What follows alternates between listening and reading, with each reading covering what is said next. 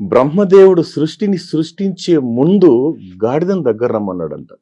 నీకు 40 సంవత్సరాలు ఇస్తాను తీసుకో ఆయుష్ అని అడిగితే, నాకెందుకు సార్ 40 సంవత్సరాలు, నాకు 20 సంవత్సరాలు చాలు, నేను బరువులు మొయ్యలేనంది గాడిద.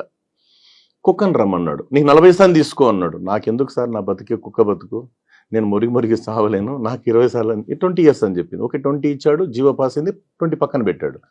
నెక్స్ట్ గుడ్లగూబని రమ్మన్నాడు, నీకు 40 ఇస్తాను తీసుకున్నాడు. ఎందుకు సార్, నాకు నా బతికే గోబ బతుకు, ఆవులు గుడ్లగూబ సార్, నాకు 20 సార్లు అని చెప్పింది. 20 జీవో పాస్ అయింది, 20 పక్కన పెట్టాడు. మనిషిని రమ్మన్నాడు, నీకతేమో చెప్పుకున్నాడు. నువ్వు చెప్పు, నీకు తెలియదా ఎంతే వాళ్ళని చెప్పండి సార్ మీరే.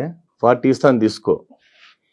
అవసరం లేదు సార్, నాకు 100 ఇయర్స్ కావాలని ఎంజాయ్ చేయాలి, వద్దయ్యా 40 ఏళ్ళు హ్యాపీగా బతికి తెచ్చుకుంటే వినలేదు సార్ మనోడు. వెంటనే ఏం చేశాడంటే, ఆ 40కి గాడిద బ్యాలెన్స్ 20, కుక్క బ్యాలెన్స్ 20, గుడ్లు బ్యాలెన్స్ 20, ఈ 40కి అంటే ఈ 60 జతేసి 100 ఇయర్స్ జీవో ఇచ్చేసాడు ఎవరు, బ్రహ్మదేవుడు. దీని అర్థం ఏమంటే మనోడు 40 వరకు హ్యాపీగా ఎంజాయ్ చేస్తాడు సార్. పెళ్లి చేసుకుని హనీమూన్లు, టూర్లు, షికార్లు, ఎంజాయ్.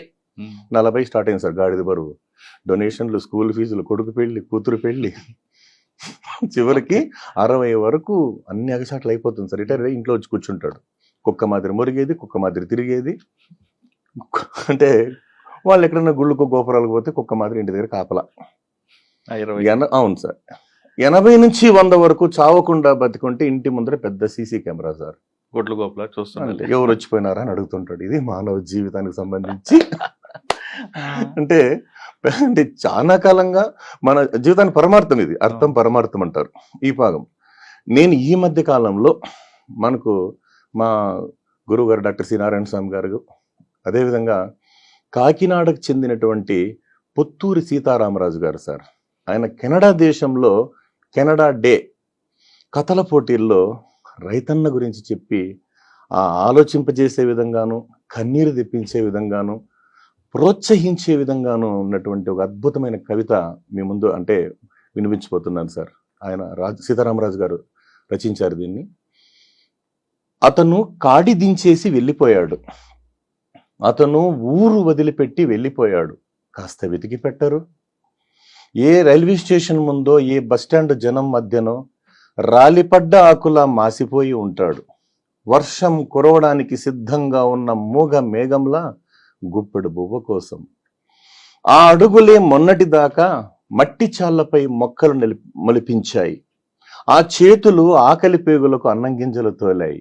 ఆ చెమట చుక్కల భుజాలే ప్రపంచానికి పంటను ఎగుమతి చేశాయి.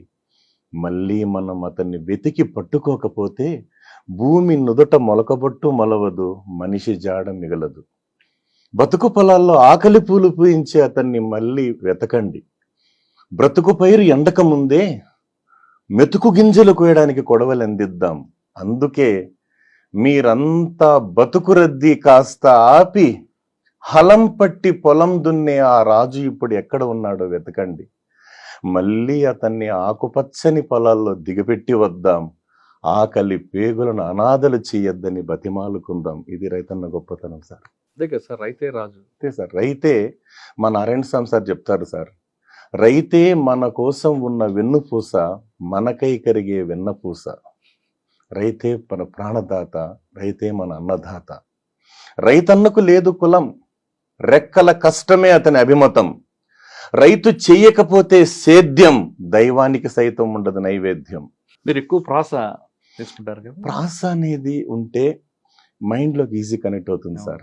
అందులో ఇప్పుడు ఎంత స్వీట్ అండ్ షార్ట్ గా చెప్తేనే అర్థం చేసుకోగలరు సార్. ప్రొలాంగింగ్ అంటే వాళ్ళకి అర్థం కాదు కదా సార్.